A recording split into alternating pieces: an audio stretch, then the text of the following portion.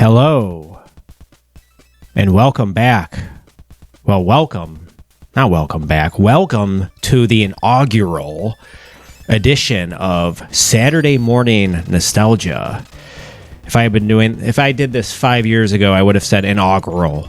I didn't know how to talk 5 years ago. Hello, welcome to the inaugural. It's just laziness. I've been reading more, and because I've become more literary. Because I become more literary, I know I sound so elitist. I sound like somebody in the university discourse the subject's supposed to know. You have no idea what the hell I'm talking about, but I'm here. I'm going to be doing this every Saturday for the unforeseeable future. I am nervous as hell right now. I am nervous as shit because I don't know what I'm doing. I'm just gonna. We're gonna get right into it here. We'll get into it later once I calm down and relax a bit. Welcome to the non-place of the video game internet, where we don't just talk about video games here. We talk about how things are rapidly changing and yet somehow remain like disappointingly the same. But for now, let's talk about... So I titled this first video, this first installment, the first game I ever fell in love with. But this is not the first video game I fell in love with. This is Teenage Mutant Ninja Turtles 1, which is not a beat-em-up game. The vast majority of TMNT games in the 80s and 90s were beat-em-ups. Some of them were quite critically acclaimed. This game was not. This game has become infamous over the years for being terrible, unfair, just chock full of bullshit. I like this. I like the concept of this game. We're going to be talking about 3 games in this video. The TMNT NES trilogy. So this is the first game in the trilogy. It released, I believe, in 1989. Konami did this game, or Ultra did this game. This was when Konami had so many games coming out that they kind of released like a shell company called Ultra. And this is not one of their better, well-known titles, even though the music's pretty, bitchin'. This game sucks, though. Like, just the sprite, it looks very... I guess the look isn't terrible so much because it is a Nintendo game, and this game does have a really neat idea with being able to swap between the 4 turtles whenever you want. So, like, in theory, like, I'm playing as Raphael. Well, I was playing as, I think, Leonardo at the beginning, and once his health goes down, which this game is hard as shit, so your health is going to zap in pretty quick order. So at any time you can like pause the game and then swap to a turtle with full health, and then like once you find a pizza for health, you can pause the game again and then activate the turtle who is low on health and give them the pizza so they can recover their health. In this area here early on, like, I think this area is completely pointless. Like, there's a pizza here, but then look at all of this nonsense we have to deal with. We have this flying pink enemy. We had that one enemy we just had to kill. Miraculously, we did somehow without dying. And then we have this guy here who does the Silver Surfer depressed... we have 2 of them here that do if you've ever played the Silver Surfer NES game, whenever he dies, he like goes into this very depressed state where he kneels down. This is what these guys do. And when they do that, they're invulnerable. They're impervious to damage. So as you can see here, this is just complete, utter nonsense. I'm trying really hard not to swear.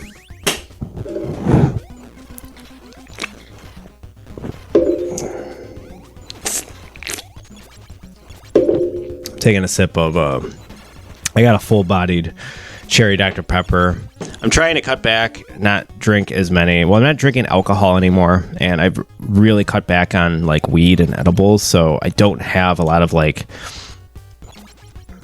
and I don't take antidepressants, so like I am kind of raw dog in life right now. So because of that, I've been drinking more pop and a lot of Coke Zero, which I honestly I think it's pretty gross, but it gives me that kick. And I mean, I see a lot of like YouTubers and Twitch streamers do this where they'll like suck on like a can of sugar-free Red Bull or Coke Zero. And we'll be talking about psychoanalysis later. Well, let's just get right into it. There's like 4 partial drives in psychoanalysis. One of them is like the oral drive. So like if you're sucking on like a can of Coke Zero as like an adult man, like on a Twitch stream, and you're being very obnoxious about it, I just see that as like, oh, you're just returning to when you were a baby and you were like sucking on your mom's tit. Sorry to be so vulgar about that, but that's why. I mean, that's why people don't like psychoanalysis, because it's just so vulgar and it's so negative. But I mean, there is something true to that. I think we all just want to like return to some kind of like wholeness that we never really had, but we think we did back when we were a baby, and life was so much simpler and we could just suck on our mom's tit all day, like vampirically, and then you start latching when there's no milk there, and then you're just sucking on blood. It's a whole, man, we're just getting really graphic off the start here. This inaugural episode is dedicated to one of my first friends, and I don't know if he was technically my first friend. I don't want to name him because, you know, the internet's weird. But if you're watching, shout out to my first friend. Where we played these 3 games. You know, I just remember fondly Saturday nights playing these turtle games in my parents' old house, which is in a decaying suburban city in the Midwest, in metropolitan Detroit. It's like a 15-minute. Whenever somebody says they live in metropolitan Detroit, well, first of all, whenever somebody says they live in Detroit, they're usually lying. They actually mean metropolitan Detroit, which is like one of the many suburbs around Detroit. And my friend, who shall not be named here, he was 3 years younger than me. I don't know how that's relevant, but yeah, we had some good times. We had some rough times. We had some bored times together. But we, you know, our relationship, we played a lot of video games together. And excuse me, I'm at this point. Like, I just released, like a week ago, I released my my YouTube video. Your favorite brand won't save you. It was a very black-pilled video. I feel very black-pilled right now because I've like been really knee-deep in like reading theory and trying to like understand living under like a fascistic regime, and it's made me really just like bummed out.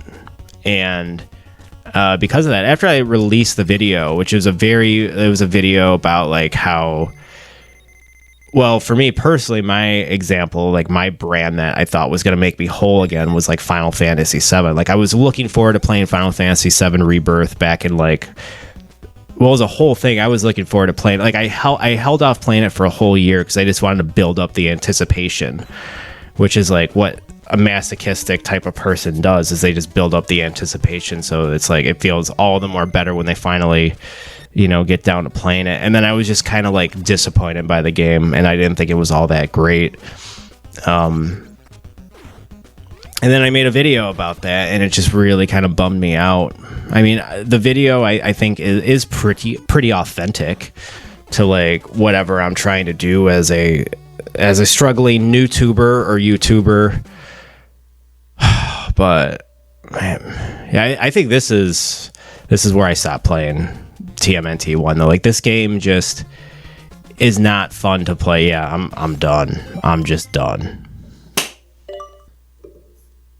So I got out of that game real quick. We're gonna fire up Teenage Mutant Ninja Turtles 2, the arcade game, which I believe came out it originally released in the arcade, and we will take a quick look at the arcade version of this game. But the version I know quite well is this one. Now, this is not the first game I fell in love with, because I'm pretty sure this is not the first Turtles game I played. I believe the first Turtles game I played was the one we're going to check out after both versions of Part 2, which is Teenage Mutant Ninja Turtles Part 3, the Manhattan Project. First game I ever loved.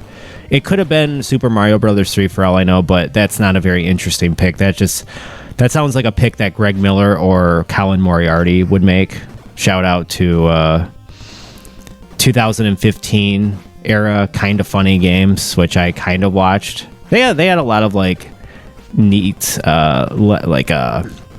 like short let's play ideas at the beginning of the show, like Teaching Tuesdays, where expert Colin Moriarty would walk you through like a quick playthrough of like Mega Man 2, and then that idea, lost steam really quickly, and now Greg Miller is just kind of like a very like a neoliberal shill who like works for WWE, and I'm trying very hard not to be negative here. Like I said before, like I don't know, maybe I have to rename my YouTube channel to like I thought of calling myself the black-pilled leftist. I mean, however you got to make your money in this reality. I mean, I can't judge you anymore, and I don't think this will ever make me money. I'm not going to sit here and lie to you and tell you like, I'm just doing this because it's my passion, and it's like, you can't think about making money if you're doing your passion. It's like, yeah, I enjoy, like, I do plan on trying to release a video every Saturday, and I hope to like go to Twitch eventually, even though Twitch seems to be quite the dystopia nightmare. There I go again. How long did I go before I said something cantankerous? Like 15 seconds? Jesus Christ, I'm like Walton Goggins in season 3 of The White Lotus. I'm not balding yet, though, thank God. I'm 38 as recording of this video. I'm hoping to keep my hair because at least I still have, my hair. God, it's so sad just watching, because I'm doing these first couple of videos. I'm not quite ready to go live, like literally on Saturday mornings yet. I'm not going to tell you when I like sat down and recorded this or played this, because it would spoil the secret. But there's something really sad about playing a beat 'em up game by yourself. And I mean, obviously the reason why I love beat 'em ups, and it was like the first genre I really kind of like really enjoyed, was because I could like play with friends. And this is being recorded in 2025, and it's like people don't even play games like forget about couch co-op. I know there's games that the Game Award guy did. I can't think of his name. Joseph Farif, the guy who has done Split Fiction and A Way Out and It Takes Two, which are all fine games. And I wish there was like, it's like, we keep wanting to return to the past. We want like we want like couch co-op back. We want to bring like third places back. We want to bring back like just hanging out with our friends. But then like you hear every leftist say, you can't go back. We can't go back. Look at MAGA. Look at Make America Great Again. That's like this. And I'm obviously very critical of MAGA, and I think it's cringe, and I think it's delusional, and I think it's silly, stupid, all of those things. Hateful, resentful, small dick energy, whatever you want to call it, whatever disparaging thing that, every leftist and progressive liberal has said. And yes, I am purposely drawing a distinction between liberals and leftists. They are not the same. Oh, but yeah, I love like how... Is it Rocksteady? Is this Rocksteady here, the Rhino? Like the health indicators in these early TMNT beat 'em ups where they're just blinking red. I always thought that was really cool. I mean, the arcade version of this game looks much better.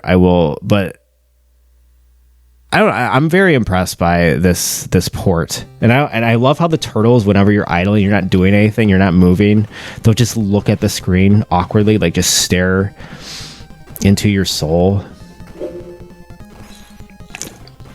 We're gonna be doing a lot of beat 'em up content early on this channel, on this these Saturday morning streams, but it's not just gonna be like 90s beat 'em ups and TMNT, even though the first 2 episodes are probably going to be very Turtles focused. I love that too, how you can like hit those street signs and the fire extinguishers to like knock down the foot soldiers. This is very impressive for like 1991 when I was 4 years old. Again, I don't know like the first Nintendo game I actually played, but I do remember like I played TMNT 3 in like 92 or 93 when I was like 6 or 7. And then my friend, I think we became friends when he was 4 and I was 7, and just hanging out in his basement and play. We were either in the basement of his parents' house or we were in my parents' upstairs bungalow, which was my brother's room, but he was in college at the time, or he was just like not at home. He was too busy being cool. He hated when I was upstairs playing video games too. He fucking hated it. Pretty funny. But God, I don't know. It's like, I don't know why I'm doing this. Like, it's like, yeah, nostalgia is part of it. I'm like, I need something right now to feel like any like sense of like something to look forward to. Martin Heidegger, the great fascist philosopher of the 20th century, Martin Heidegger. This isn't talked a lot in like Heideggerians, but this idea of like anticipatory resoluteness, where like I used to wake up in the morning and have like nothing to look forward to when I was working my soul crushing retail job. That's kind of changed. Like I do feel very like I'm just gonna say it again. Like I feel very black-pilled by like the United States right now, and I feel very, you know, typical stuff that, you know, you're probably tired of hearing about if you're on like your algorithm on TikTok is just like anti-capitalist rhetoric. But it's just like, god damn, I'm so ashamed of this country and I'm so disappointed in it. Like I just seem like a judgmental mother. And I know we're all just struggling here, and I guess this is my gateway, is to amuse myself by playing old games that you know used to make me. I don't know, like was I happy when I was a 6-year-old kid, a 7-year-old kid? I mean, nostalgia, as MJF said in the infamous promo with CM Punk in AEW, like Thanksgiving of 2021. Nostalgia is a drug that causes us to misconstrue our memories. And that's all you are, is nostalgia. That's MJF talking about CM Punk. God, remember 2021 AEW? You want to talk about like the good old days? Man, a Shevitz. So now we're facing Bebop. I don't know, like these games aren't very interesting to talk about. Like I picked the worst games to start with, because it's like these games are fun and it's like, oh, you're just like chilling with your friends. I do wish there were more beat 'em ups being made. Like there are beat 'em ups still being made and developed, but like they're not really mainstream anymore. Like nobody is. I see YouTube videos of like the top 25 beat 'em ups in 2024, and I'm like, what? There were 25 beat 'em ups that came out in 2024. Like I haven't heard of a single one of them. And it's like, I don't even really care to play them, because like this weird way, it's like, oh, because mainstream like gaming media doesn't really talk about them or review them. It's like beat 'em ups have become so niche. I don't know, maybe they always kind of were. But I mean, everybody who grew up with like a Nintendo in the 90s, like every millennial and Gen Xer like knows about the Turtles. It knows about these games, knows about Streets of Rage, knows about Final Fight, you know, Knights of the Round. And, you know, those are all games we're going to get to. But yeah, like what I was saying earlier, it's not just going to be about, we're not just going to be talking about like 90s Genesis and SNES games, even though there's going to be a lot of that. I also do plan on playing more like contemporary nostalgic games, like 2001's Rez, Dreamcast classic. We're going to be all over the place here.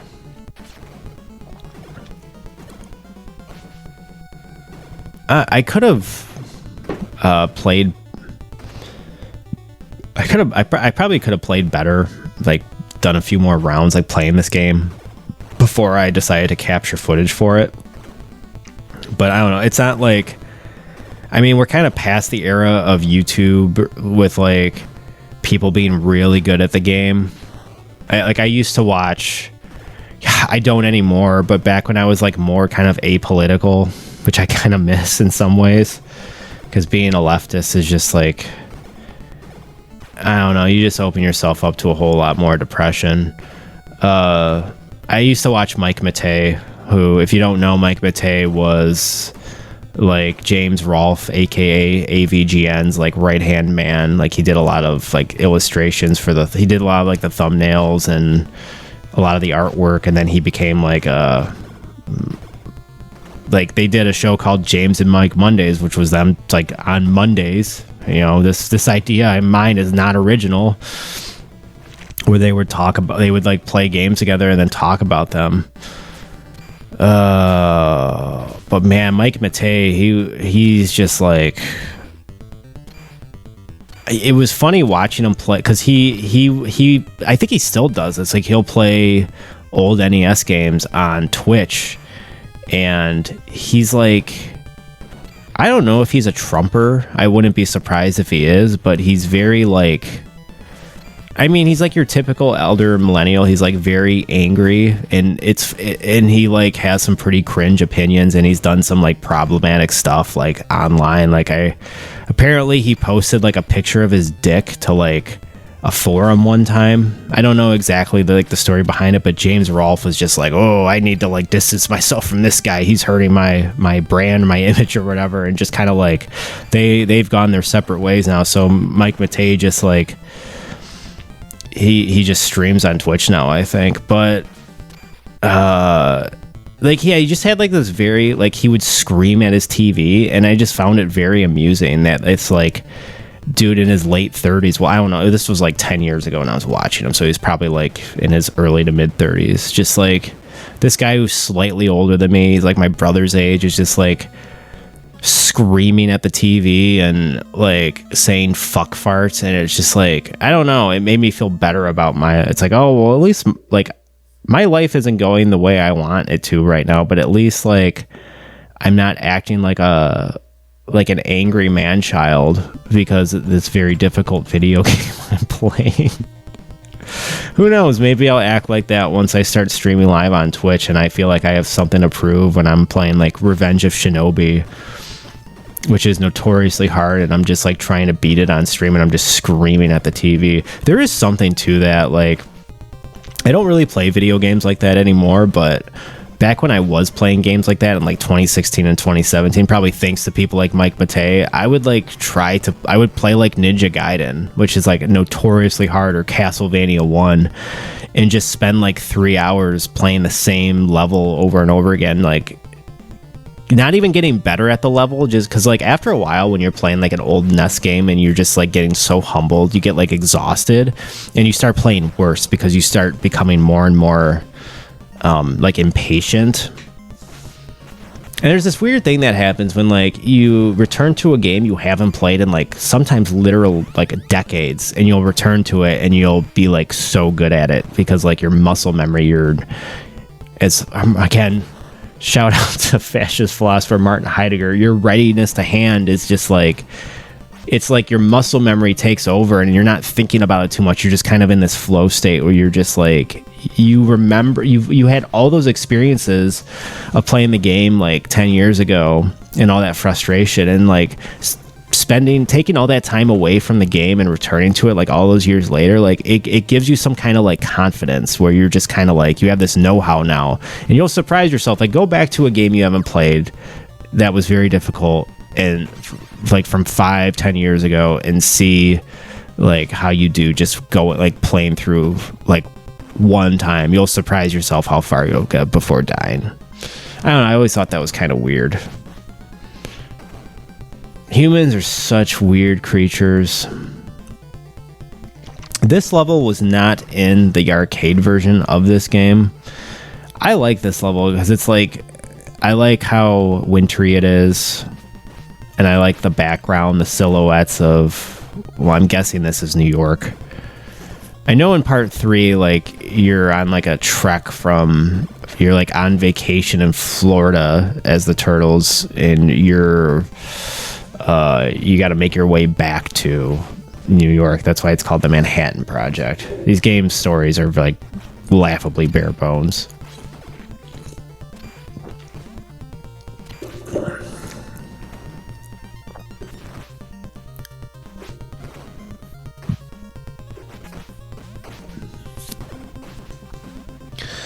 The jump kick in this game is probably the move I like doing. It's the safest move to do, but the problem is that it's like the weakest move in the game. Like, it'll take you 6 jump kicks just to take down one foot soldier, and I get it. It's in there. Like, these games are like so laughably difficult. Like, you have to like really practice to, you know, have any hope of beating these games on like higher difficulties. I'm pretty sure I have the game on easy when I'm doing this now, and I do not beat the game. I think I throw in the towel by level 4, but yeah, I'm in level 3 right now. This dude like isn't even in Turtles. This greaser wolf man here from the 1950s with his, you know, very cool leather jacket.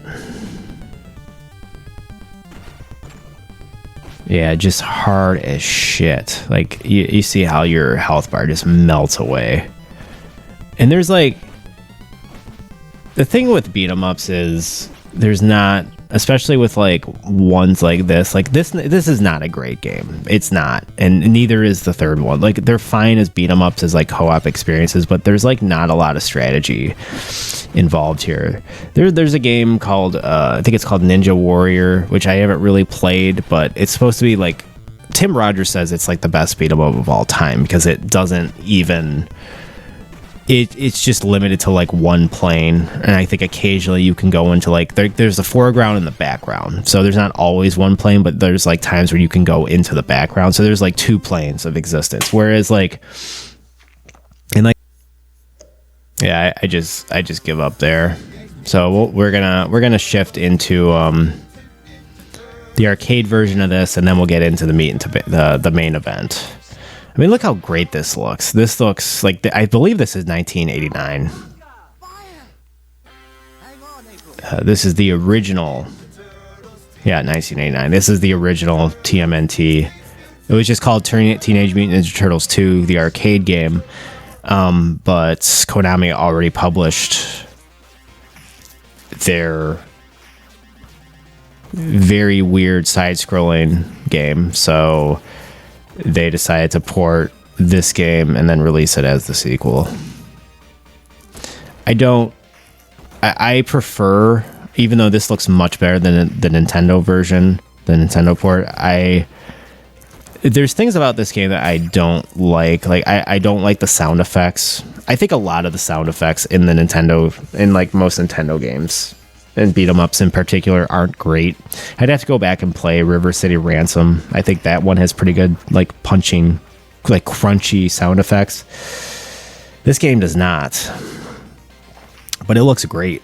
Look at that fire, and then you can toss dudes. Like, you couldn't do that in the Nintendo version.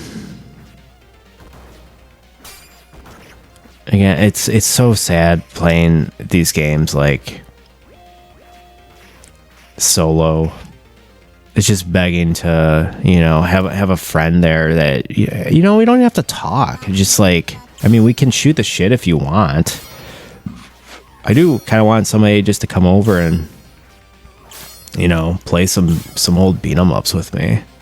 Just get out that aggression. Like, I don't feel like working out, or, I mean, I like going for walks. I don't want to run though. I hate jogging. It hurts my heels. It hurts my haunches. I want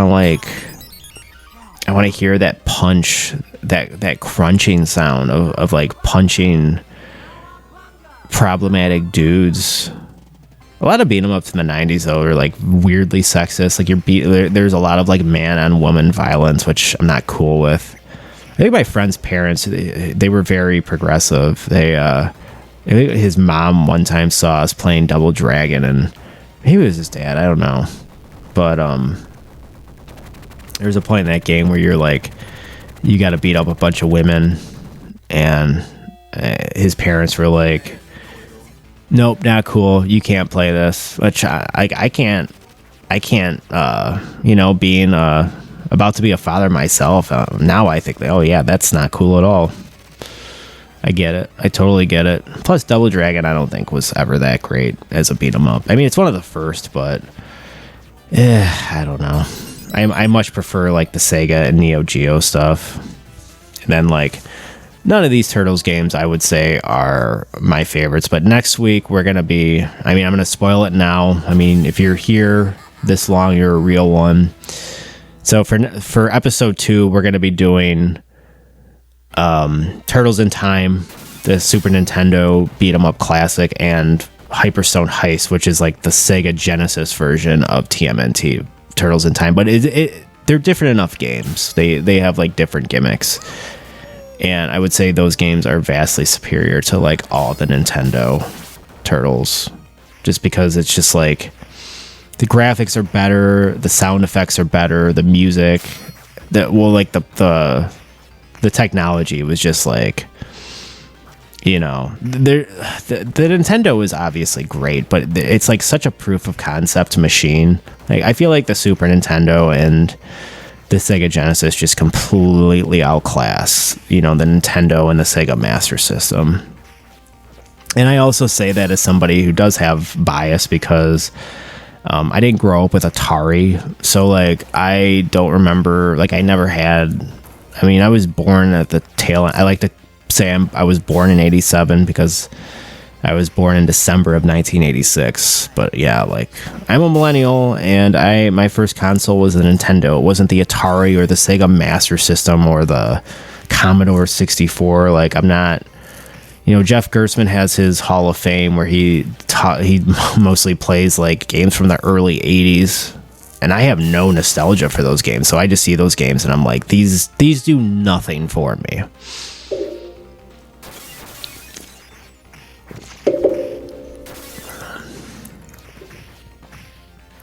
Nostalgia is a hell of a thing. I will say that. And it's a lot of... I mean, it's a lot of what I live for now. I mean, I've always... And it's crazy how like... I mean, I have nostalgia for COVID now, because that's when I quit my job, and I was just like, well, even before I quit my job, like, work just changed. Like, I feel like it kind of gave some power back to workers. And yeah, like, there's workers now who act like total dicks and like will not do anything for you. They'll just be the most like unapproachable, miserable people, which I don't think is cool either. But at least in retail, like COVID did give some kind of like power back to the worker. Like I remember just like, it was a very stressful time, obviously, but like it kind of made like working got a little easier with COVID because customers became less demanding. I don't know how, like it was a weird shift. But I just remember like, I feel like workers started finally growing a pair of balls again and just like resisting. And then people were like, they couldn't do anything, like customers couldn't do anything about it. And it just goes you to show like how fickle power actually is. But you still have so many people in this country who like, even though they're not happy, they'll obsess about money. And I'm not above that. Like I obsess about money too. Like I'm legitimately... I spend way too much time every day trying to like figure out how can I make this YouTube channel successful, because I do not want to go back to, working wage labor. I don't. And nobody does. Nobody does. I mean, I have a college degree. I'm like one of those people who like, I don't know. Like, I feel like now that I've like done my time in retail, it's like or in wage labor, it's like, I feel I hate admitting this, but I feel kind of privileged now. It's like, oh, I can't go back to that. But, I'm probably going to have to. I'm going to have to, like, swallow my pride again. And it sucks. But until then, like, I do plan on doing this consistently because, like, I do think video games used to be better. I think video games are in a very, very sad state right now. Like, most, like, forms of entertainment... It just is what it is. Like it feels so alienating. Like the time of this recording, the new Assassin's Creed has come out. You know, we have all of these like third person open world games now that are like based on feudal Japan. It's like people were fatigued of this stuff when Ghost of Tsushima came out, and I've never played Ghost of Tsushima, and I do like plan on playing it one day, even though it's like a super long game. But it's like, you know, Sekiro came out the year before that. You got like Nioh 1 and 2, which Nioh came out in like 2017, and now it's like it's 2025, and it's like not only is Assassin's Creed still going, but they're doing the like feudal Japan. It's like, are you kidding me? But even more crazy is like people are like journalists I respect are talking about these games, like putting 40 hours into them and being like, yeah, it's an Assassin's Creed game, but it's like, and they play it, they willingly play. It's like, come on, guys, like it's like everybody has become so impotent. Everybody's just like, well, I guess I'll play it. It's not like I'm gonna like it all that much, but I'm gonna. I don't know. But yeah, like I guess I could do it. Well, I couldn't do a successful YouTube channel in the way that it's been done before, because like I have this like idiotic gene in me where it's just like I can't be. I mean, we're all fake to some degree. We all put on a performance, but like I can't be. It's like once I start doing something I don't want to do, I can't do it anymore. And I feel like so many successful YouTube channels are just people doing like the same stuff that everybody else is doing, and they're saying the same things, but they're consistent with it because they're like kind of swallowing their pride, or they're dead inside in some way. Maybe they're not, I don't know, but I don't know, maybe I'm being too judgmental, but it just seems like a lot of people are just doing the same stuff, and then consumers are just like, it's like that's the first person they find, and they haven't seen anybody else who's done that type of content. They're like, oh, okay, well, I guess this will become my guy that I watch every week.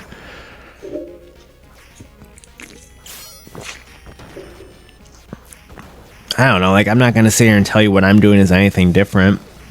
I feel like I'm trapped in two worlds, like two obsessions in terms of like,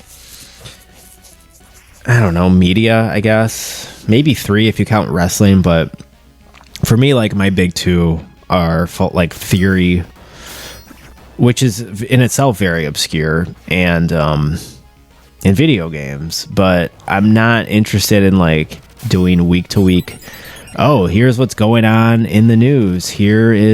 I played 40 hours of the latest Assassin's Creed. Here are my impressions. Like, you already know what my impressions are going to be. It's like, yeah, it's like a 6 out of 10 video game that I like, or actually it's like a 7 out of 10 video game that I have it's like the worst type of 7 out of 10 though. There's like two different types of 7 out of 10s. There's interesting 7 out of 10s. Like Xbox 360 had a lot of these, like games that were trying to do something different, but they're also kind of like janky and like didn't execute on all the ideas, but at least they had an idea that was interesting. And then there's 7 out of 10s like Assassin's Creed, where it's like you play it for 40 hours and you remember the podcast you're listening to more than you remember anything in the game. And I mean, I get it. I mean, we live in this reality now where it's like we live in the multitasking gaming era where, you know, open world games are still coming out, and people are now supplementing it with like listening to podcasts or music or whatever, or talking on the phone, or doom scrolling whatever social media poison you're addicted to, you know. So this third level in the arcade game, you just face. This would be so much more fun with two people because it's like a tag team match. It reminds me of my Elden Ring video where I talk about Dark Souls and the Bell Gargoyle fight when you can summon Solier. That fight is so good. But I just don't have it in me right now to play a Souls game. I don't know. Like I never went back and beat Dark Souls. I mean, I love that game, but it's like it's just a little too complicated for me right now. Like I just want to play simplistic, crunchy beat 'em up games. I think that's enough of that poor bastard Leonardo.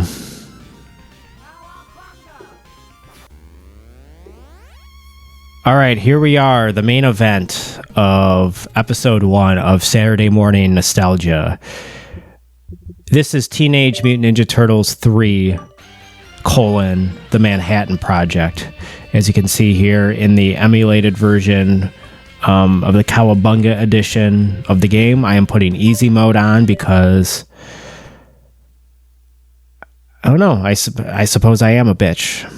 Who knows? 1992, Konami.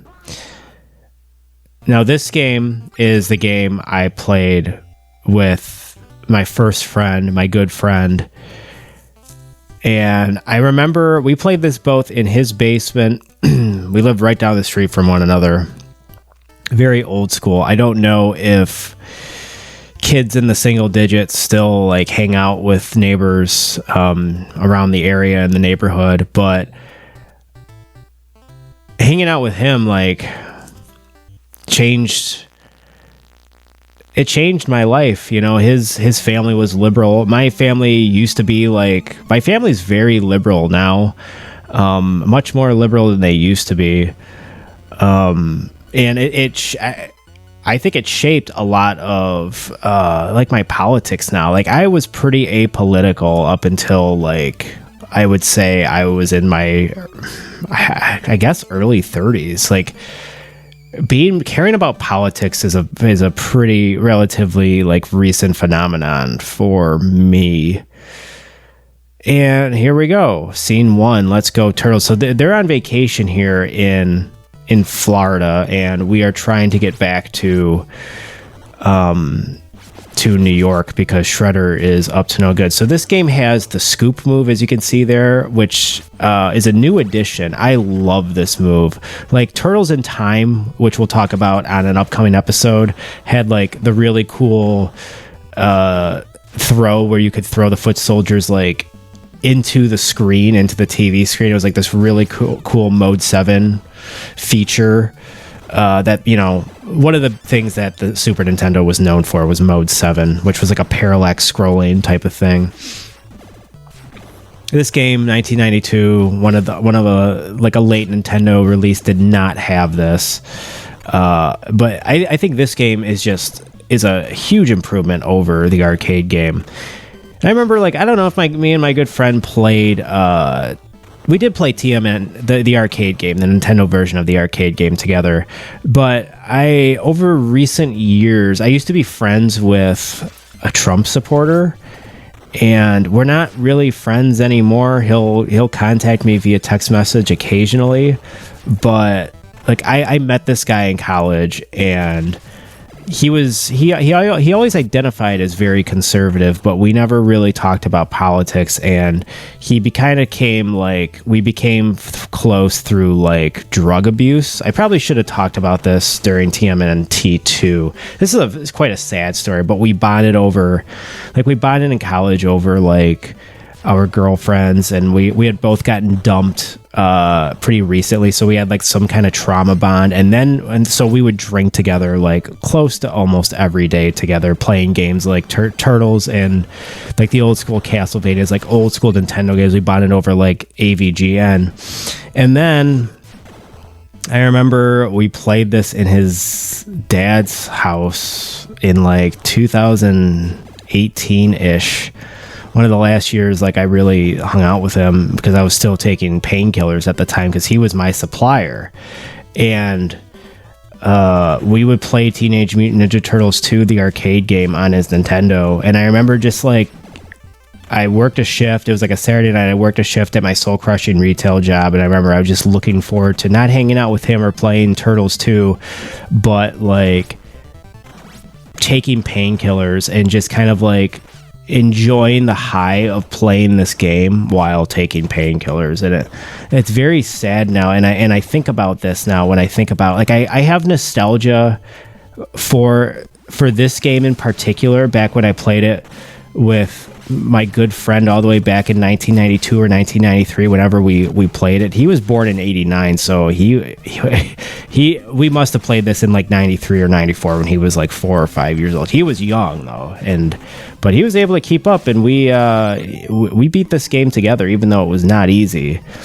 As you can see here, Rocksteady is again like the first boss of the first level on this nice pier. And then that spin move you do, that costs health. I don't know if and then of course Leonardo has to do the creepy thing where he looks at the screen. They also did that in part 2. Cowabunga dudes, let's ride the wave back to Manhattan. So we're on the way back to Manhattan now. You know, we got some very riveting storytelling going on here. You see already we have something a little different. We have, you know, the turtles are surfing, and we're kind of like on this auto scroller of a level, which, you know, Mario 3 had a lot of auto scrollers. This game and Mario 3 were probably the first 2 games I fell in love with. As a child who hadn't been blackpilled yet by society, but I always was kind of like an unhappy, like openly unhappy kid, and I always complained a lot. I was, you know, very neurotic, and yeah, that's always kind of just been with me. Complaining does make me feel better, though. Me and my wife get into arguments about this because she's not a complainer. She's very like, you know, she meditates. She's very like I'm like psychoanalysis, whereas like I'm into psychoanalysis, whereas she's into like, I guess you would call it ego psychology. She's not like a Jungian. She doesn't study like Carl Jung, but she does follow influencers, and she does read books by like people who, you know, identify more with like that ego psychology type of vibe or brand or whatever you want to call it. Sorry, I hit the microphone there. I remember I'm going to talk about psychoanalysis in a moment here, but before I do that, I just want to go back to like the nostalgia. Like me and my friend, we would play this. I remember there was a Saturday night where we played it, where my mom was at work, and it was just like the 2 of us and my dad. And my dad like is pretty like antisocial. Like he tries, but he's never been like that great around people. But I just remember like, oh God, I remember having anxiety as like a 7/8-year-old kid. When my friend came over and we like hosted, just like the entertainment for the night. And I remember like, I was like thinking in my head, like, is my dad going to be able to handle this? Like is this going to be too much for him? But he nailed it. I think he got a pizza from, I don't remember if it was like Little Caesars. I don't even know. Like, was that Little Caesars? There was a Little Caesars next to like a Mammoth Video, which I mentioned in my Metal Gear Solid, how to watch Metal Gear Solid 1 video that I released, where, you know, me and my friend rode our bikes to Mammoth Video, which is right next door, or was right next door to the Little Caesars. Anyway, my dad got a pizza from there, and we played before we could enjoy the festivities of playing TMNT 3, the Manhattan Project. We played Parcheesi. And I remember just like at the time, everybody around me being into board games like Monopoly and Sorry and Candyland and Parcheesi, and I was just like, I just want to play my videos. I just want to play, you know, I just want to play my stories on my, you know, my 12-inch CRT or whatever the fuck it was at the time. But I remember having a really good time playing Parcheesi, and then I got really into board games for a while, and I made this game called Ship, which was terrible. I think it was just like, all I did was like, my grandma helped me out, and we made like ships made of like boats made out of loose leaf paper, and then it was basically just a race around the board. It was a loose leaf paper board too. It was a terrible game. It was like, it was on the level of like what a Mr. Beast.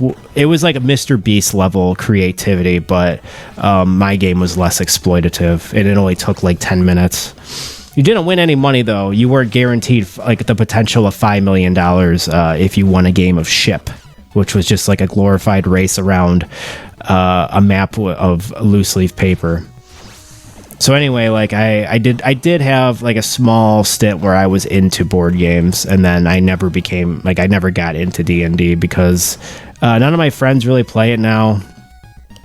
And I never really see my friends that much anymore. We like, if there's a big event, like if one of our kids is having a birthday party or whatever, or somebody's getting married, we'll get together. But like, somebody just come over, please, and play one of these beat 'em ups with me, because this is just this is very sad. Just playing beat 'em ups alone, like.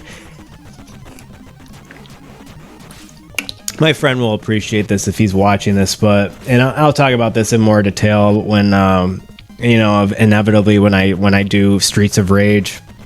But when I got a Sega Genesis in my bedroom, which was on the first floor of our house, my mom would only allow like one friend in the house at a time.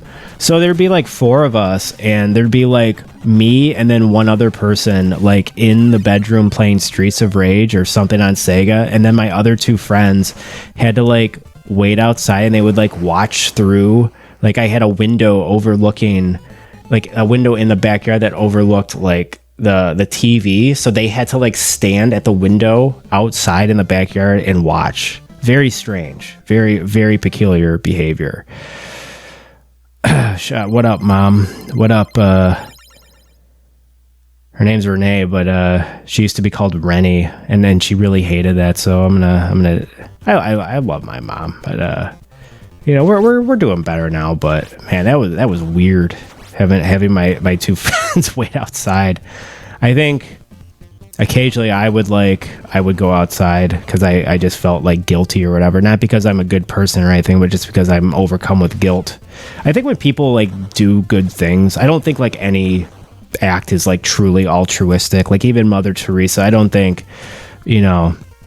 like, yeah, you can do things out of the kindness of your own heart or whatever, but I think people are like, even like the most altruistically motivated person is motivated by like the fact that they did a good thing. There's like a cliche quote about that, but I do believe that. I don't think like anybody at the end of the day is just like if you're doing a good deed for someone, you're probably thinking about that at least a couple times that day. You know what I mean? Like, and I did a really good thing for someone. I opened a door for someone, and they were really appreciative. I'm going to remember that. It's like the Walking Dead video game season 1, like such and such will remember that. Telltale's The Walking Dead.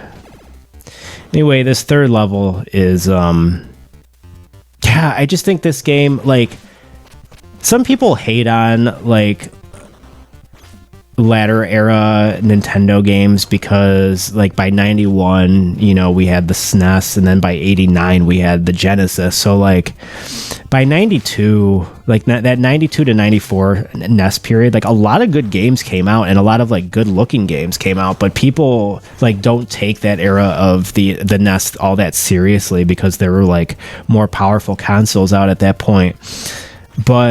And there's like a lot of platformers that came out, like Taito platformers that were pretty good. And that reminds me here. I got this, and maybe I'll take a picture of it and splice it when I'm like in post-production, when I'm editing this video down or whatever.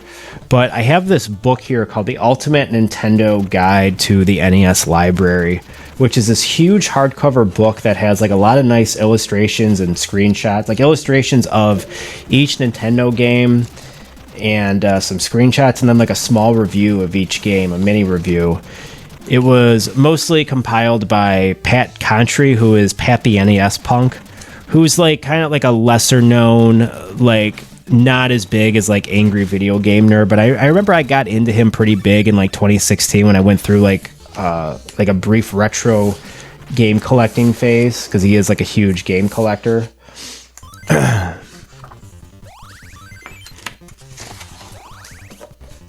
So they reviewed, well, Pat reviewed TMNT 1, which is the first game I played today. Developed by Konami and published by Ultra Games in 1989. So I think I got this book in like 2016, 2017-ish. So this was pretty like $10 at the time to like get a copy of. 3.5 stars out of 5 for this game, though. I don't know about that. Like, Pat's kind of a troll, kind of a contrarian troll, and I think like this review is kind of bullshit.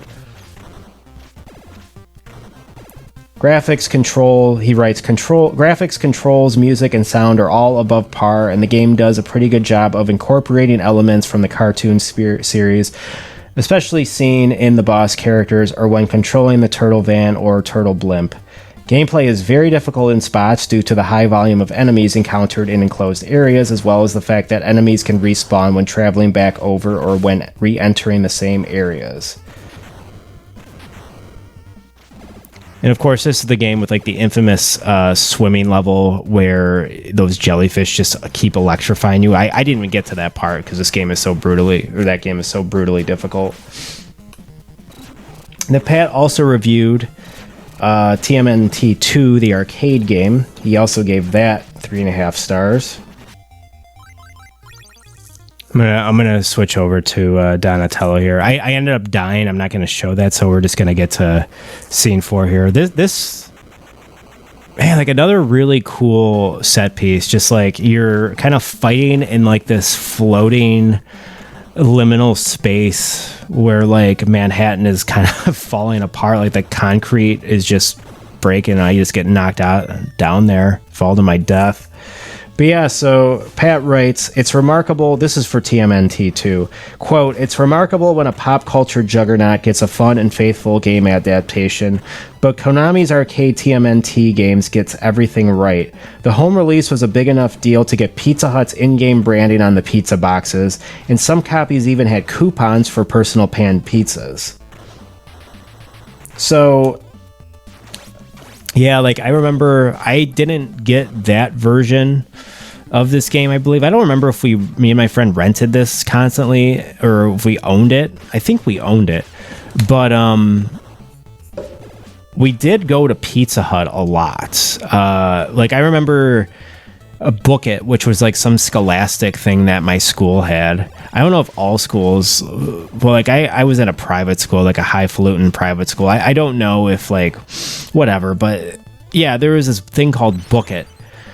And if you read like, if you met like a certain quota of books or whatever, or if you like purchased, if your parents bought enough books, you like earned a free personal pan pizza. It was very tiny. And I remember we would always walk or ride our bikes to the Pizza Hut, which is no longer there. And they used to have some sweet ass arcade games there. And I remember those days. It was always kind of sad when we went to Pizza Hut too, because there was like nobody there. It was like 12 o'clock on like a weekday. The salad bar was like picked over, yet there was nobody there. It was kind of, but we would always like stuff ourselves. And I remember my friend could eat way more. He could put down way more than I could. And it made me feel a little emasculated.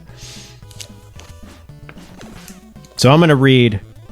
So Teenage Mutant Ninja Turtles 3, The Manhattan Project. So this review does not come from Pat Contry because there's over 700 Nintendo games in here and he can't review them all. And I don't even know if he played and beat all of these games. I think I don't buy it. But this is Ian Ferguson, who, funnily enough, kind of looks a bit like my friend's dad, who had a bit of like, he was a hippie. He was one of those 68 hippies. The third entry, so this is what Ian writes, quote, the third entry in the TMNT series for the NES is a two-player capable side-scrolling beat-em-up that has our heroes going from beaches to the floating island of Manhattan in their attempt to save April and the city from the clutches of Shredder.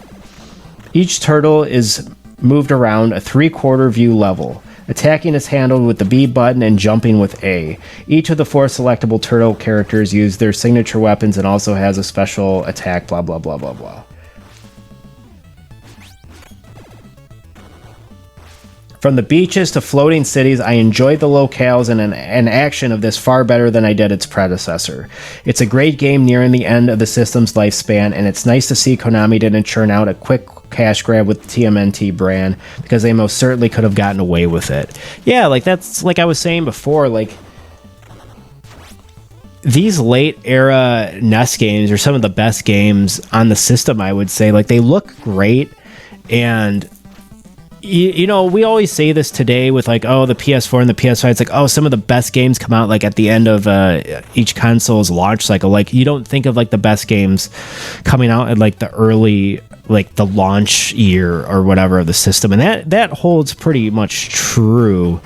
But there are a lot of like Gen X people, Jeff Gerstmann, who is pretty kind of unfair to like latter era NES titles, and is like much more prefers like the early, like, I don't know, 86 to 89 era.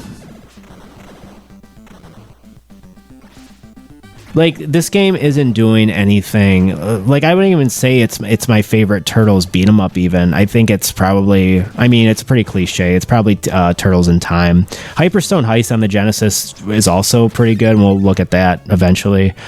And then Shredder's Revenge, like the one they just did pretty recently for like 40-year-olds like me, even though I'm 38 as of this recording. The one they did for elder millennials, like that game is awesome. That game, like, and it feels really good. It has like good crunchy sounds to it, which I feel like is imperative for any classic beat 'em up game. You got to have a good crunching, bone cracking sound to like the punches and the kicks. In Nintendo era, you don't get a lot of that. You wouldn't really get that until, well, like Streets of Rage and Final Fight. The arcade version of Final Fight has incredible sound. So we're, you know, going into like the underway subway system now. Like, this game just has such a, like, I'm a sucker for games with like a wonderful sense of place, like like the 90s Resident Evils, and even like these simple Turtles games. You know, like, I've never been to New York, I've never been to Manhattan, I've never been to the Bronx, but this is oddly enough, like, this feels as close to like the real thing as like playing one of the Spider-Man, like contemporary Spider-Man games. So anyway, here, I was originally gonna like paywall my lectures, and I don't know if I'm still going to do that, because I don't know if I really want to like talk about lectures or talk about philosophy or theory. I don't really know what I want to do yet still, but I do know I want to talk about video games, and I do know I want to talk about theory. So this year I've been on like a bit of a psychoanalysis kick, which was like the first like genre of theory I was like really into when I first got into theory, which was like only a few years ago. So this year I finally read Being in Time by fascist philosopher Martin Heidegger. And then after that, I got back into Lacan, who was very inspired by Martin Heidegger and was all about like creating a ontology, which is so ontology is like the study of being. It's what every philosopher, basically starting with like Immanuel Kant and like the German idealists, were obsessed with studying, was like the studying of being. And then you get people like Nietzsche coming around and like in Deleuze and wanting to like think more about becoming. So it was like this dialectic for a while, like what's more important to the human experience, the human ontology? Is it being or is it becoming? So Lacan comes around and kind of like radicalizes Freud, even though Lacan would say like he didn't do anything revolutionary. He's just expounding on Freud. You know, the unconscious, the id, the superego, the ego, and then he reformulates it kind of like as the imaginary, the symbolic, and the real. But I don't really want to talk about that for today. What I've been like really upset, like I just read Lacan's Seminar 17, which is on like the 4 discourses. So again, like a ontology is like the study of non-being. It's, in other words, it's the study of what human beings are not. And he came up with like this, I don't even know if you would call it a theory, but he's like, oh, there's like 4 types of like discourses you can like extrapolate from the human experience. And these are like abstractions, and he doesn't mention power as one, or like, so there's the master's discourse, there's the university discourse, there's the hysterics discourse, and there's the analytic discourse. So like the master discourse, there's like 3 types of masters, and this is like the one like the first one he really discovers. And then the university discourse is like pretty much like the university discourse like works in service to the master. So and there's like these algebraic equations that kind of represent each discourse. So like in the master discourse, there is, I'm not going to go into that today because it's algebra and it's whatever. But so the master is like the person who has power and money and influence, but they don't have any know-how, or they don't really have any knowledge. All their knowledge comes from like the worker. And you think of this in terms of like the other. So like in the master's case, like the worker does all of the labor, which sounds very obvious. Like Hegel, 19th century German idealist, Hegel came up with the master-slave dialectic. Now, slave is a problematic term, I will admit, because he kind of used it like, he didn't really use it to refer to like black people. He for him, it was more like the person who, like just the general person who was under subjugation. And in his case, it mostly meant like white people that were subjugated. So a lot of people don't like the term or like the concept master slave. So if that bothers you, maybe master worker is like a better way of thinking about it. And there's three types of masters. There's like the obscene master, there's the pseudo master, and there's like the authentic master. Lacan doesn't really go into like the authentic master. He seems to be pretty like down about with the master. Like perfect, like the two perfect examples of like obscene masters or pseudo masters right now is like, well, like a pseudo master would be like Jordan Peterson or Ben Shapiro, like somebody who works for the Daily Wire who like acts like they have, and they operate within the university discourse where like they're the subject supposed to know, and then they're these daddy figures who are pretty much impotent, but they have their simp fans who think whatever they say, they agree pretty much with anything they say. Elon Musk and Donald Trump would be good examples of the like obscene master. Like people with absolutely don't understand how anything works. Like Donald Trump doesn't even know how to pronounce Tesla. Like, forget knowing like how a Tesla works. He doesn't even know like, I mean, these are people who are like so rich that they don't understand like the concept of money. They probably never gone grocery shopping before. They think like a banana costs $20. This is like like Jeff Bezos. I mean, these people maybe at one time in their lives, Bill Gates, another example, like billionaire big tech oligarchs, like maybe at one time in their life they like worked for a living but at a certain point like they kind of like cross this threshold where they could just delegate whatever. And then it gets to a point where they have so much money and influence that they don't really have any know-how anymore. Like, and I like to differentiate between know-how and knowledge, because Lacan likes to talk about knowledge as being like the key thing that separates a master from like the worker.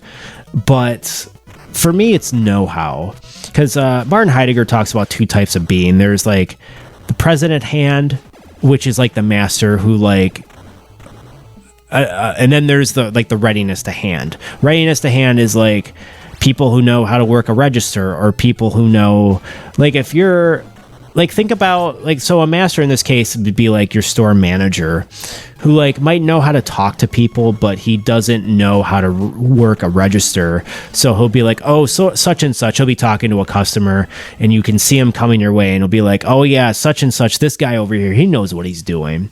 And then he just completely delegates this task that is quite difficult to the cashier who is getting paid minimum wage.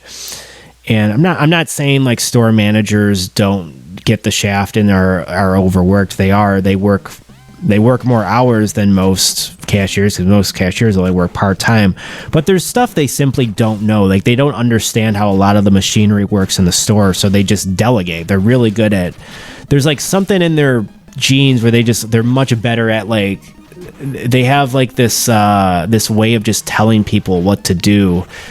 even though they don't know how to do anything. Does that make sense? Like, to me, that's like the master, or even that could be like the subject of the university. The subject's supposed to know. It's like some kind of illusion.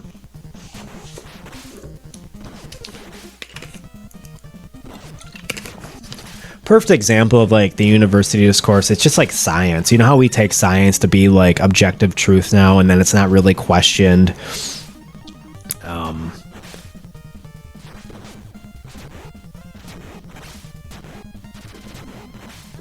There's the hysteric discourse, which Lacan says is like the most feminine discourse, which is a little sexist, but and he talks about two different types of enjoyment.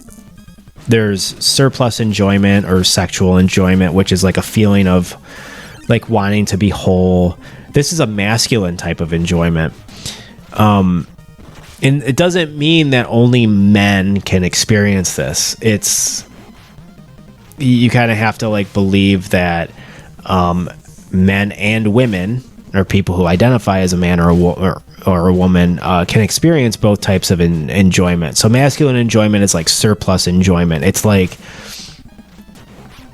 let me just, I'll use like the most relevant example right now, like a Trump supporter who's like, let's just imagine like a white dude, very hetero. His life isn't going well right now. He's not earning any money. He's not getting laid. He doesn't get up much respect.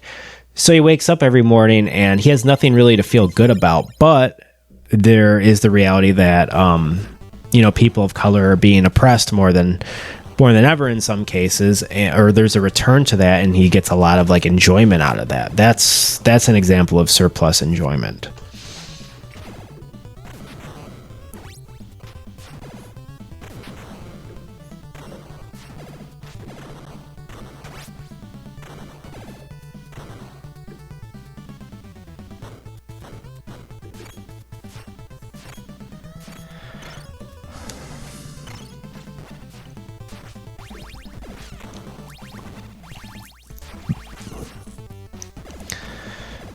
So that's like masculine and enjoyment, and men or women can experience this type of enjoyment.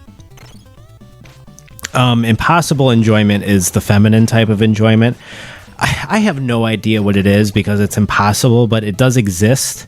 Because like,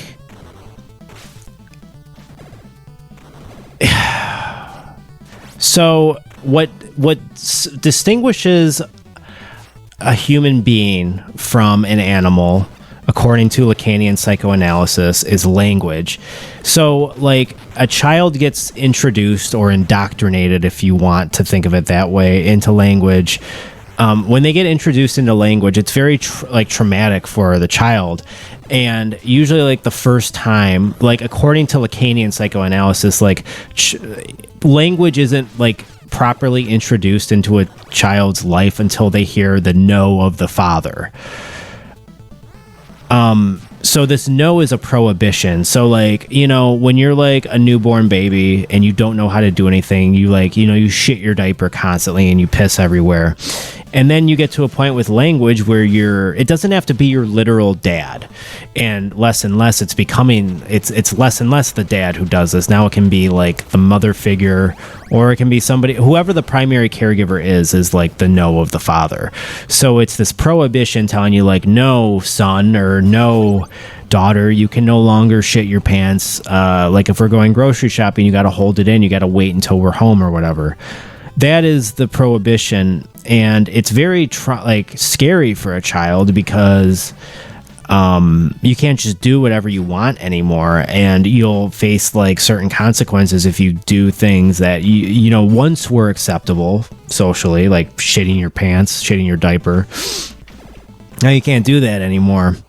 So your life, like, in order to like ingratiate yourself into the symbolic order of reality, which is one of Lacan's main three, like, I guess you could say like modes of being. Like, Freud has the id, the ego, and the superego. For Lacan, it's the imaginary, the symbolic, and the real. So the symbolic is like, you have to obey laws, you have to obey traffic laws, you have to like not shit your pants in public. And I mean this metaphorically too. Like, you can't just just spout off at the mouth in public I mean, you could, but you'll be ostracized, you'll be made fun of, etc., etc. Like, you have to obey certain rules, and a lot of these rules are like unwritten. They're just like social norms, social contracts that you just like enter into. So yeah, like, so what, like, impossible enjoyment, feminine enjoyment, like, it does exist, but it kind of exists in this like non-place, and I have no idea what like, I haven't read far enough into Lacan yet. I haven't read any seminar beyond 17, and he did 23 total, so I can't even tell you what this impossible enjoyment is, and I don't think anybody can, but it does exist apparently. I think this is very abstract. And anyway, okay, so like the hysteric discourse is like, it's feminine because it's like somebody who's constantly challenging the master.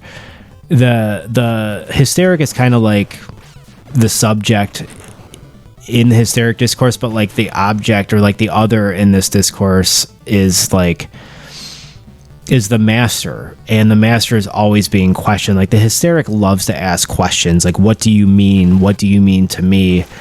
And yeah, that is a little, like, I think it is a little sexist, but again, like, a man can be hysterical too. Like, I operate within the hysterical discourse all the time because I love to know things. I love to, and Lacan would even say, like, later on when he was like re-evaluating the 4 discourses, he used to think science was like the university discourse, like the subject's supposed to know. But then, like, with Heisenberg's law of uncertainty, or the uncertainty principle, whatever he called it, he modified it to like say that the science is actually like part of the hysteric discourse because it's like obsessed with asking questions.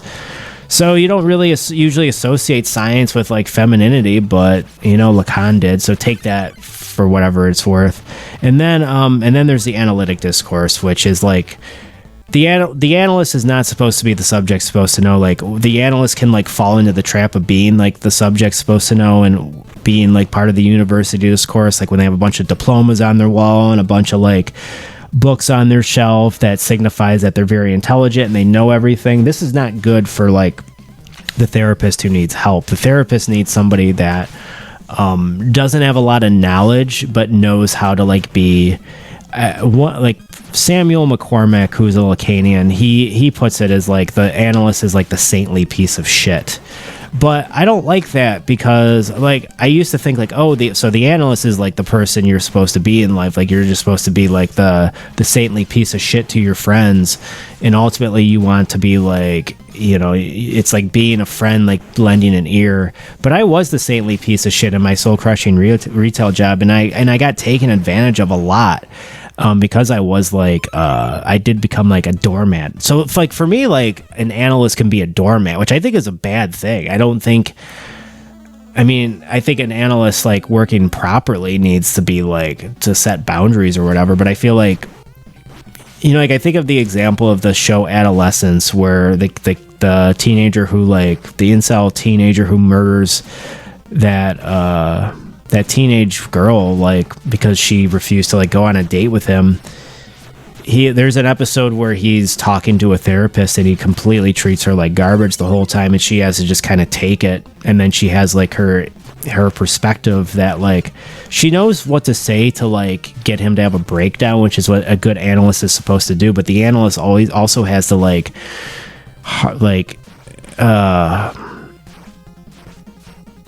you get what I'm saying? Like, they have to like, they can't really put up boundaries, because then like the therapist will get angry, and for like the therapy to work properly, like, it could be very hard, like very taxing on an analyst or a therapist. So but Slavoj Žižek has an interesting interpretation. He wrote an essay about like the 3 different types of masters, which again is the authentic master, the obscene master, and the pseudo master. And he thinks like, the authentic master is the person who like you kind of like can heroically become, because they're the person who like they inspire others by how they live. They don't tell you how you should live, but they live their lives so like freely that they become an inspiration for others to want to become free. And the example I hear a lot is I think his name is Luffy from One Piece, who's like this poor sailor, but he just like lives his life so freely.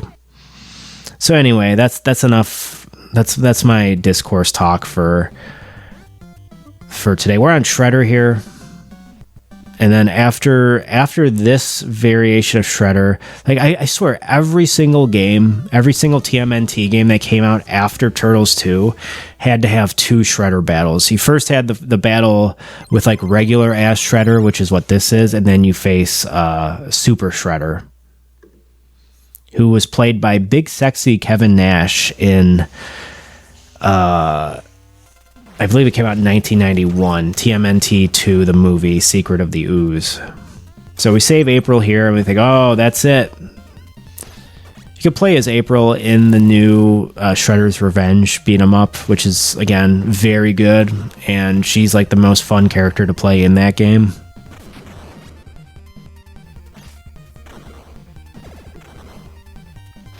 Great game. I'd highly recommend it if you haven't played it and you're like... Well, that's the thing. Like, I was never a huge, like... I was never into the Turtles comics. Like, I don't even know, like, they did that newish one, right, called Ronin. I've never read a Turtles comic. But I really did relate to them. Like, there's like a very... Like, I'm a millennial. I was born in December of 86. So like the Turtles were like right on the cusp of like Gen X and millennial like upbringing. And I don't know, like there's something very like unironically adolescent and kind of dopey about the Turtles. Obviously, like radical dude, and we're gonna just eat pizza and be apathetic and just slum around all day, but then we're also like really good at martial arts and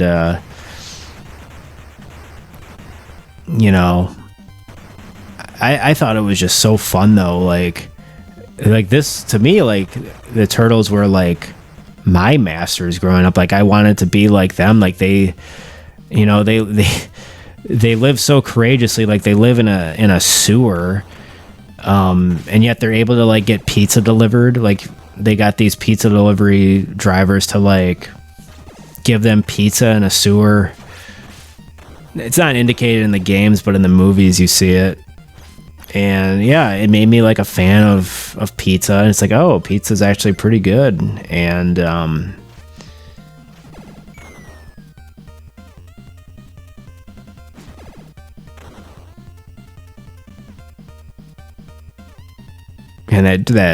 that drop kick there, just taking them out with one hit, because I think I bumped the difficulty down to easy, so the foot soldiers take less hits when you don't even have to do the scoop move on easy, because like the foot soldiers take like 3-ish hits, I think 3 drop kicks to kill like on normal, but on easy they just take 1, so you don't even have to really do like the scoop move, which is like down on the D-pad and then the action button.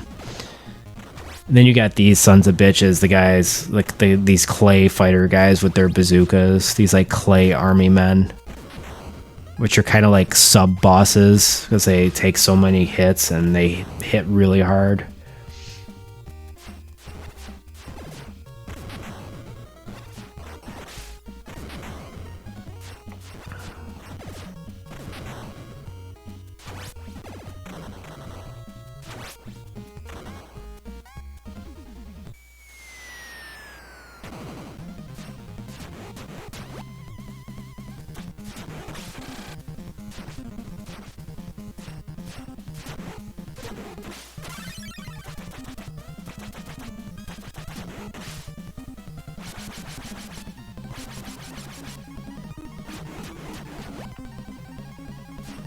This game is clearly like post Secret of the Ooze, because you got Tokar and Razor here. You faced one of them in the previous level, and now you face the other one. I don't know who is who.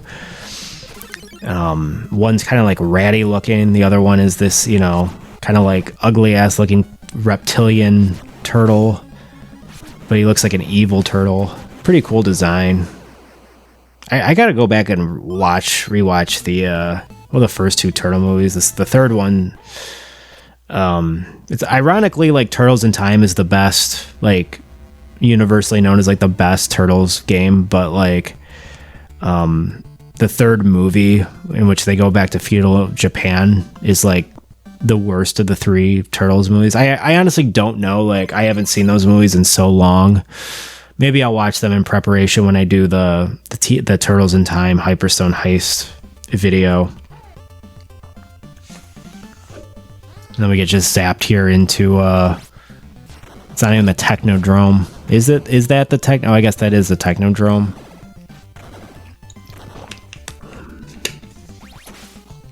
But no, we destroyed the Technodrome, I believe, in the second game. So now it's like some kind of weird outer space satellite that Shredder is inhabiting.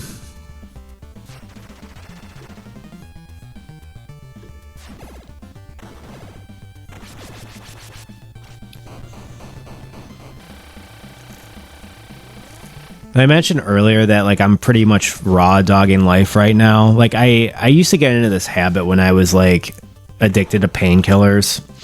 I haven't taken any painkillers, and well, if you've seen my Elden Ring / Dark Souls / Demon Souls video, I've been sober from painkillers. The last time I took one was in August of 2020, which was like a month after I quit my retail customer service job. And yeah, I was just in the I remember, like, I could look it up, because I remember it was like the day after episode 2 of Lovecraft Country came out, because I remember I tried watching it, like, I had just gotten like a new batch of pills from my former friend / drug dealer / TMNT fan. And then like I tried watching the second episode of Lovecraft Country that night, and I was so high that I couldn't pay attention to it. I was just like in my head about how, like, oh man, I feel so good. And then I tried watching it like the next morning, and I still couldn't pay attention to it because I was taking my pills. And I was just like I never took Vicodin because it made me feel numb. It gave me an energy boost, and I feel like people have talked about this before, like actual addicts, but like you'll know if somebody like is actually full of shit or not when they're talking about like, oh, I just wanted to feel numb, man. Like, I don't think that's the main reason why people take painkillers. Like, painkillers give you like, it's almost like, it's not like taking Adderall where it's like speed, but it does give you a certain type of jolt. But it ends up making you like very irritable in the process. Like, you'll feel very good in your body, but you'll be driving your car and you'll be like behind somebody going, not even that slow. They'll be going like the speed limit, and you'll be like, oh god damn it, like what is wrong with this person? Fucking idiot. And it'll just make you like this. Like, you feel good in your body. You don't feel like miserable, and yet you're acting verbally miserable. It's so weird. And it's like, I never understood that impatience. And I am like a naturally impatient person, but man, like being on Vicodin just made me like even more impatient, even though like I never felt miserable or like anxiety ridden when I had them. Like, I felt good in my body, but it was almost like I knew the feeling wasn't going to last forever. So it was like my mind was telling me, oh, well, you're not always, it was like an anxiety. It was a different type of anxiety that like this feeling wasn't going to last forever. And once it wears off, you're going to feel like miserable again. And I tried watching Lovecraft Country again, and like that second time, and I remember just taking a shower, and I think I was like drying out like later that day, like it was my last pill I took, and I just remember just being like so dry and dehydrated, and my skin was so dry, and I'm in the shower and I'm just thinking like, man, I feel like such a loser. I never want to take these drugs again. And I didn't. That was it for me. and like I remember I would complete so many video games like high, and I wouldn't even be present for them. Like I wouldn't be paying attention to what's going on. I was just feeling, I was like in my head thinking about how like, oh, the things I was gonna do, like the next video game I was gonna play, just like the dumbest shit. Like I would like the night I would get the pills, I would be up until 5 a.m. just laying in bed feeling like euphoric, but I was so hyped up that I couldn't sleep. So I would just like start fantasizing in my head like this podcast that I never started, where I'd be talking about like my favorite video games, and I'd be high as shit doing this. Very strange behavior, but I legitimately look forward to it. So now like it's hard for me to like, it's getting easier, but it's like now I need, I think I mentioned earlier, like, oh, the Coke Zero thing about, like why Twitch, like I'm trying to understand like why Twitch streamers and YouTubers are like drinking Red Bull and energy drinks and, you know, pop on camera, and how it's like this, like it's a comfort thing. Because it's not just about having the caffeine kick. It's more about like sucking on the beverage, you know, and feeling good on like with that, like feeling like some sense of comfort. Because like being on camera, I mean, doing this is stressful, and I'm not even live right now. I can't even imagine what it's gonna feel like when I eventually do this live, and I'm still figuring this out. So. I don't know, like the lengths of the episodes right now are very variable. Like this one could be like 90 minutes or to 2 hours. The next one could be 30 minutes. I have no idea. I mean, this is all work in progress.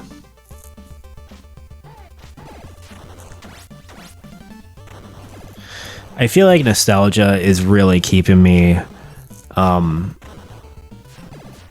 going right now, though. You know, like I've been feeling pretty bummed out with like the state of things in this country, and it's like, yeah, on some level nostalgia is definitely a lie. I mean, we're never going to get games like this again, really. And when they like, or even when they do come out like Shredder's Revenge, it's like, oh, it's like something you really look forward to, and then you play it and it's over, and then, you know, life moves on. And I make the point in my Your Favorite Brand Won't Save You video where it's like we spend so much time, I don't know about like, I think my generation, like millennials, like have this kind of like this sickness where we think some event or some like product is going to like, we take so much enjoyment in like looking forward to it with like such anticipation. And then we're always inevitably let down. And that's why like Twitter and social media is so popular now, with like people just like trolling in comment sections and, you know, making fun of whatever it is or critiquing it. Like the Switch 2 just got unveiled, and it's like all everybody's talking about is like how expensive the games are going to be. Like they're all going to be $80 now. Or $90 if it's like the physical edition, but then there's not going to be a physical edition. It's going to be like some download code. So I don't even know what's happening, but it does sound very like black-pilled and dystopian. And I'm like, I'm not cool with it. Like but I'm also like at the point in my life right now where, I mean, this will be the first time in a while where I won't be buying like a new console right away. Like I've been doing that pretty regularly since like the PlayStation 4, I would say. Like I bought the Xboxes pretty close to launch. The Switch, like I'm not doing that anymore. Like I'm not buying the Switch 2 like I have no interest in the Switch 2 right now. I really don't. And like if I do want a handheld console, I'll just end up getting a Steam Deck.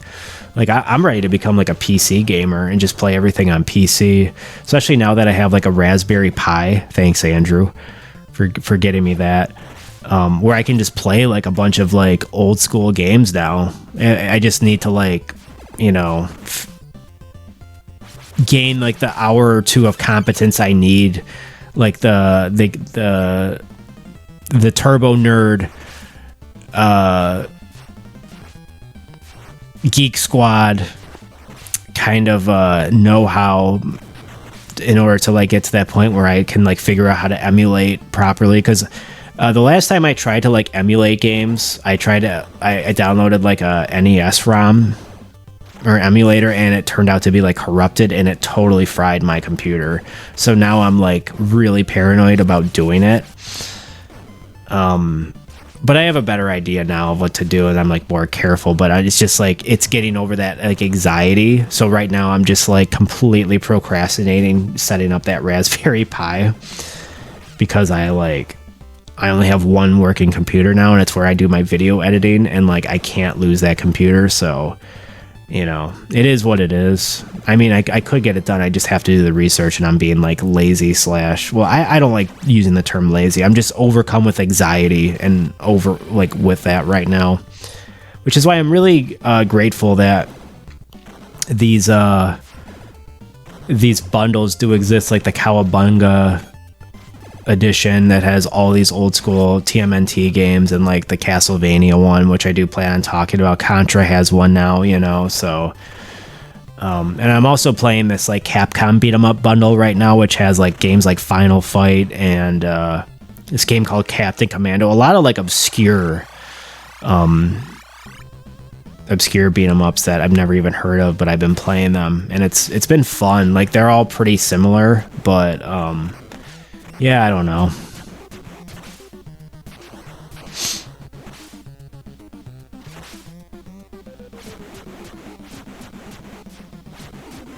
It's like we aren't becoming cyberpunk or dystopian in the way we thought we were. Like, America is really kind of like behind now. Like, we're kind of the number 2 superpower now, and we're like not, like, it's just more and more of a decline. Like, China, I would say, is number 1 at this point. And it's also sad because, like, I would say Japan has also been on the decline too for a while. And I saw, like, it was some Fox News pundit the other day, like, sing the praises of Japan, and I'm like thinking to myself, I'm like, huh, that kind of checks out. That seems right. And you see like how expensive like these Switch 2 games are gonna be, and I have no idea how much that has to do with like the tariffs and all that shit.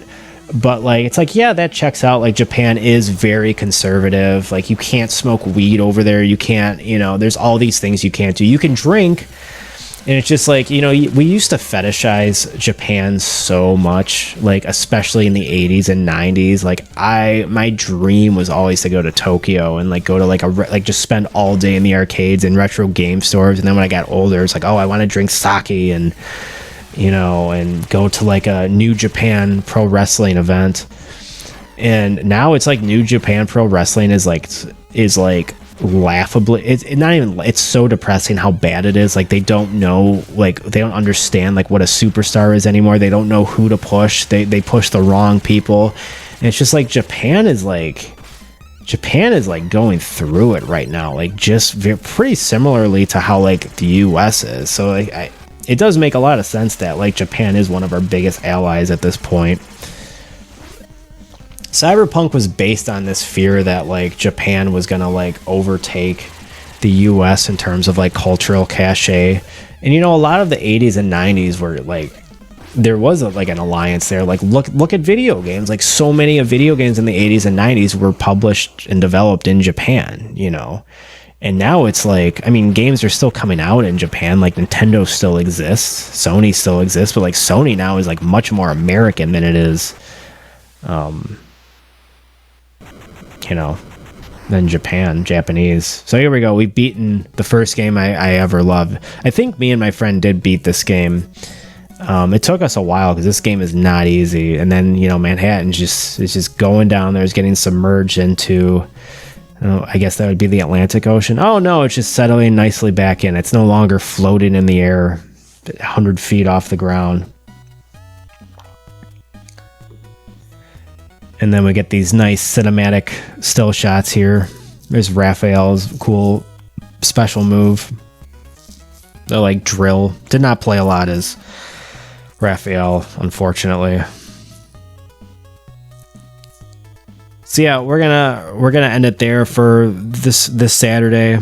I I think I'm not going to do the, I've already played and captured the footage for Turtles in Time and the Hyperstone Heist. That'll be its own episode. We'll do like a bit of a compare contrast there, and we'll figure out which game is better. I would definitely say out of all the 3 games we played today, that Manhattan Project is definitely the best of the 3 Nintendo Turtles games. There's also Tournament Fighters, which I haven't played. I've never played that game. Maybe I'll play it at some point. I don't know, but that's like a fighting game. So yeah, I got a bit of a surprise for next week. It'll be more of a thematic episode, and then episode 3 will probably be the next gen, early 90s Turtles beat 'em ups.